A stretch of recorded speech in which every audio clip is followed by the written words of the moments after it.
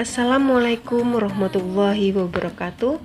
Perkenalkan, saya Indah Karismawati, calon guru penggerak Angkatan 5 dari Kabupaten Pamekasan. Pada saat ini saya akan memaparkan tentang koneksi antar materi, kesimpulan, dan refleksi tentang pemikiran Ki Hajar Dewantoro Modul 1.1. Beberapa pertanyaan reflektif bagi saya saat ini yaitu yang pertama, apa yang saya percaya tentang murid dan pembelajaran di kelas sebelum saya mempelajari modul 1.1. Yang kedua, apa yang berubah dari pemikiran atau perilaku saya setelah mempelajari modul 1.1. Dan yang ketiga, apa yang bisa segera saya lakukan agar lebih baik sehingga kelas saya mencerminkan pemikiran Ki Hajar Dewantoro. Sekarang mari kita lihat satu persatu. Baik, pertanyaan pertama adalah apa yang saya percaya tentang murid dan pembelajaran di kelas sebelum saya mempelajari modul ini. Sebelumnya, saya memiliki mindset bahwa murid saya harus memahami dan menguasai semua materi ajar yang saya sampaikan. Kemudian juga, murid harus patuh kepada guru sebagai pusat pembelajaran atau teacher-centered learning. Dalam hal ini, peran guru lebih dominan dibandingkan siswa, tanpa saya berpikir kemerdekaan belajar mereka. Murid diharuskan mencapai ketuntasan minimal setiap mata pelajaran, di mana saya berpikir pembelajaran tidak berhasil ketika banyak yang tidak mencapai KKM. Lebih menekankan pada aspek kognitif anak dibandingkan dengan aspek lainnya yaitu afektif dan psikomotorik. Pertanyaan yang kedua, apa yang berubah dari pemikiran atau perilaku saya setelah mempelajari modul ini? Hal pertama yang berubah pada diri saya yaitu guru bukanlah satu-satunya sumber belajar. Apapun yang ada di lingkungan kita, lingkungan anak-anak bisa digunakan sebagai sumber belajar dan tugas guru menuntun.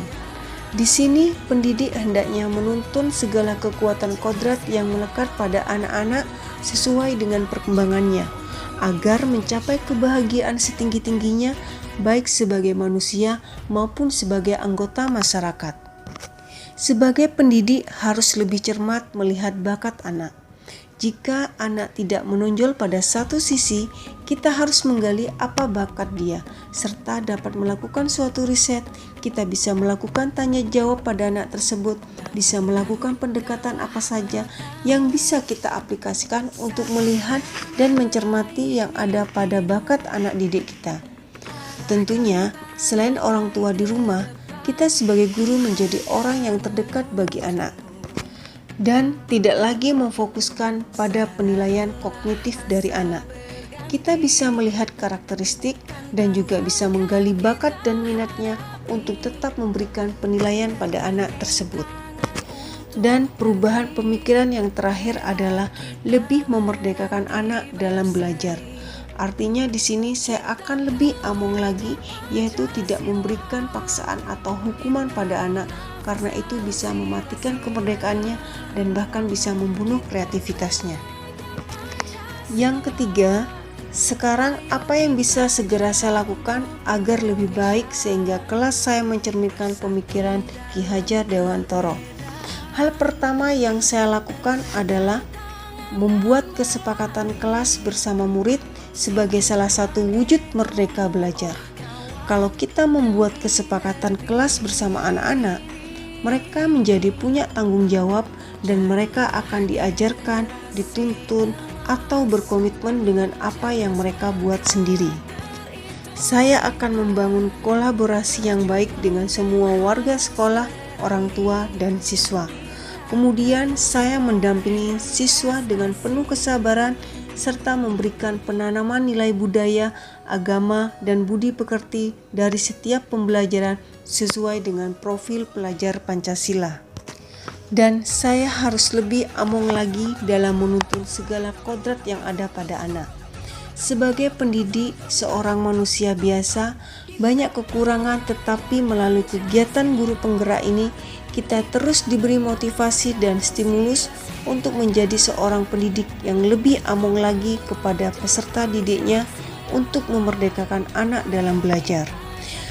Serta saya mengintegrasikan permainan dalam pembelajaran karena kodrat anak adalah menyukai permainan. Jadi, dengan bermain itu, kita bisa memasukkan muatan pelajaran yang ingin kita sampaikan dengan keadaan mereka yang bahagia ketika mereka sedang bermain. Selanjutnya, menerapkan student center learning. Jadi, pembelajaran yang berpusat pada siswa harus kita terapkan sebagai wujud dari merdeka belajar dan kita sebagai pembelajar yang merdeka. Dan konsep pemikiran Ki Hajar Dewantara ini selaras dengan penerapan pembelajaran abad 21. Nah, biarkanlah anak-anak tumbuh sesuai dengan kodratnya sendiri. Tugas pendidik adalah merawat dan menuntun tumbuhnya kodrat itu. Merdeka belajar. Baik, sekian pemaparan saya.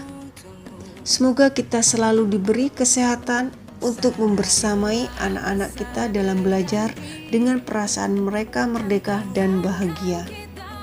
Wassalamualaikum warahmatullahi wabarakatuh.